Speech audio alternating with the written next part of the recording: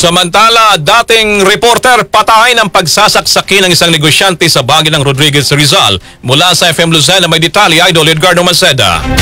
RMN Live Report!